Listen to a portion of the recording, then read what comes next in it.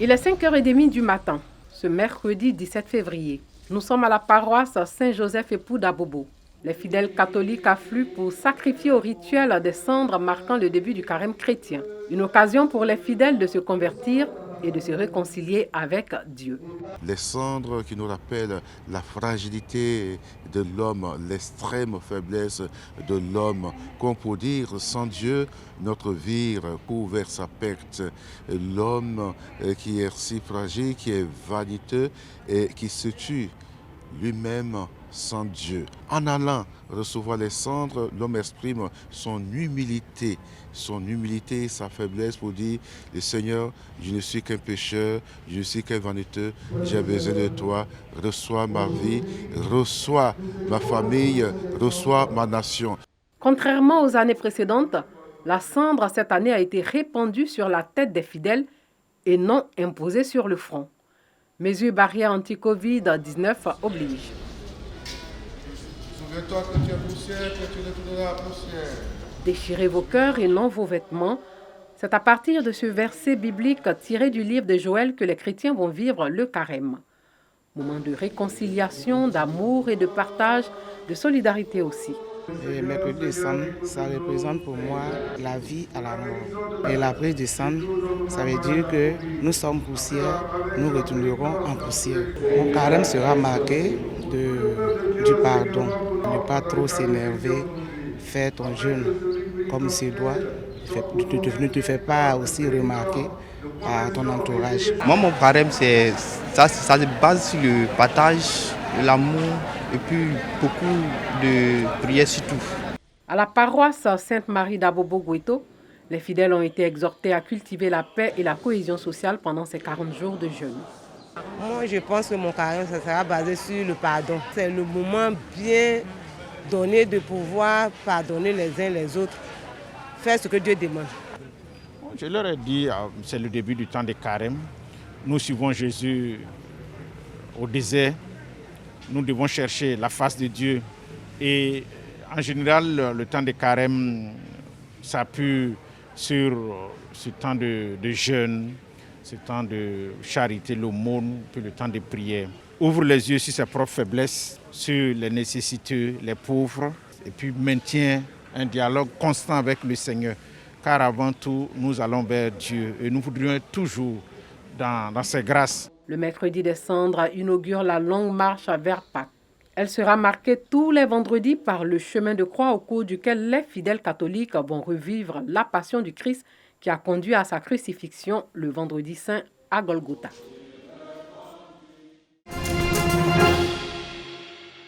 Commune d'Abobo ce mardi, Adama Touré, président de la coordination nationale des gares routières de Côte d'Ivoire et son équipe sont sur le terrain. Une présence pour distribuer des masques aux passagers et aux transporteurs afin de les inviter au respect des mesures barrières contre la Covid-19. Le ministre des Travaux nous a donné ça avant de vous donner, de vous parler. Tout le monde n'a qu'à avoir l'habitude de payer parce que cette maladie-là n'est pas finie. Ce sont au total 4000 masques et 500 gels hydroalcooliques qui ont été distribués dans les gares d'Abobo à Keikwa, Abobo-Belleville, Cocody, Trècheville, Port-Bouët, Riviera et Koumassi. Une initiative saluée par les bénéficiaires. Quand on donne, c'est bon pour nous tous. À cause de Covid-19, nous tous on doit porter. Quand le chef d'État parle, tout le monde cache une obligatoire, nous tous on doit porter. Je suis très content qu'on nous a donné aussi. Et puis ça fait que nous aussi on va attendre pour protéger maintenant. On ne va pas laisser comme ça, parce qu'il y a maladie.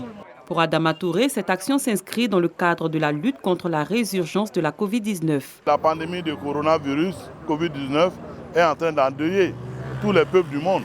Et la Côte d'Ivoire n'est pas en marge. On sait aujourd'hui que le taux est en train de monter par voie de presse et auprès du ministère de la Santé. Le taux ne cesse de monter. Et comme on dit, le virus ne se déplace pas.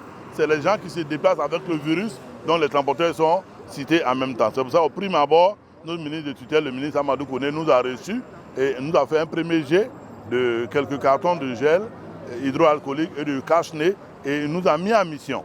Il dit qu'il préfère que nous allions vers nos mandants, les chauffeurs et les transporteurs, pour éviter que nous nous retrouvions dans les confinements. Donc on exige à toute la population qui nous regarde de mettre les cache-nez. Outre les gares routières, des masques ont aussi été distribués aux commerçantes dans les marchés. Si vous voyez qu'on a distribué des cache-nez aux femmes qui vont au marché, il y a un problème qui se pose. Tout à l'heure, on a distribué aux passagers qui sont dans les véhicules. Mais si tu ne distribues pas aux femmes, pour eux, ils vont se dire que c'est ceux qui montent dans les véhicules. Or, ce n'est pas ça. Le Covid-19, ça concerne tout le monde. La Coordination nationale des gares routières de Côte d'Ivoire entend poursuivre ses actions de sensibilisation dans toutes les communes du district d'Abidjan.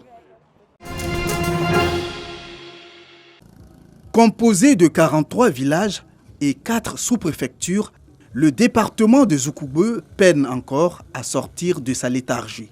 Aux problèmes de voirie, d'électricité et d'adduction en eau potable viennent s'ajouter le fort taux de chômage des jeunes. Une situation qui amène les filles et fils du village de Zoukoubeu à mutualiser leurs forces pour combattre la pauvreté et impulser le développement de cette localité. D'où la mise en place de la Murozo, mutuelle rocadée de Zoukoubeu, entendez fraternité en nyambois, la langue locale. Il faut dire que la mutuelle a pour objectif d'abord d'unir ses enfants qui sont un peu éparpillés dans le monde entier. Et en cela, il faut que nous travaillions pour l'émergence de Zoukoubeu sur mes voies. Parce que Zoukoubeu accuse un retard. Donc nous souhaitons faire des aménagements au niveau de la jeunesse pour que la jeunesse puisse se mettre au travail. Après l'installation officielle de la mutuelle, le parrain Alexis Dialoué, cadre de Zoukoubeu, prodigue quelques conseils à ses filleuls.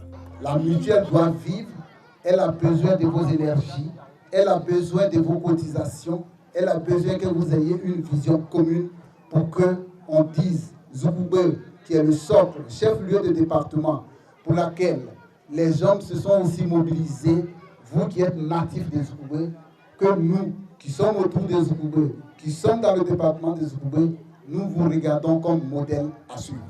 Présent à la cérémonie, le représentant du préfet a salué cette initiative et appelé les populations à s'inspirer de bons exemples. Zoukoubeu aussi, qui est un village, doit aussi copier ce qui a été fait à Yakoli Dabo. Je voudrais aussi inviter les membres de la mutuelle à être disciplinés, car c'est à travers la discipline que la mutuelle pourra mieux travailler. Le village de Zoukoubeu est riche de sa population cosmopolite. On y trouve des ressortissants de la CEDEAO, des populations allochtones et les autochtones, les Nyambois. C'est une zone à forte production de cacao et de riz, des denrées sur lesquelles la Murozo compte capitaliser pour sortir les populations de Zoukoubeu de la précarité.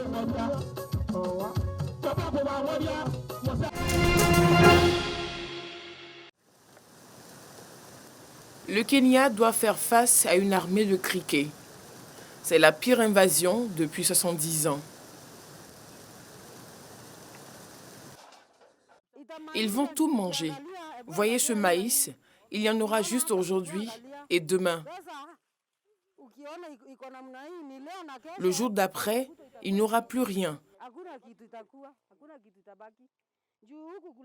Nous avions des feuilles pour nourrir le bétail, mais il n'y a plus rien. Ils ont tout mangé. C'est terminé. Un manque de coordination a difficilement endigué une première vague. Cette fois, l'ONU utilise des avions pour répandre des pesticides en espérant que cela freine l'expansion de cette deuxième vague. En 2020, environ 2,5 millions de personnes ont été touchées, des agriculteurs, des agropasteurs et des éleveurs. Là, en décembre et la saison des pluies, qui commencera en avril-mai, on estime que 3,5 millions de personnes seront touchées dans la région. Le pire, c'est en Éthiopie et en Somalie. Au Kenya, il y en a un peu moins. Les criquets se multiplient à toute vitesse. Un petit essaim mange autant que 35 000 personnes en une journée.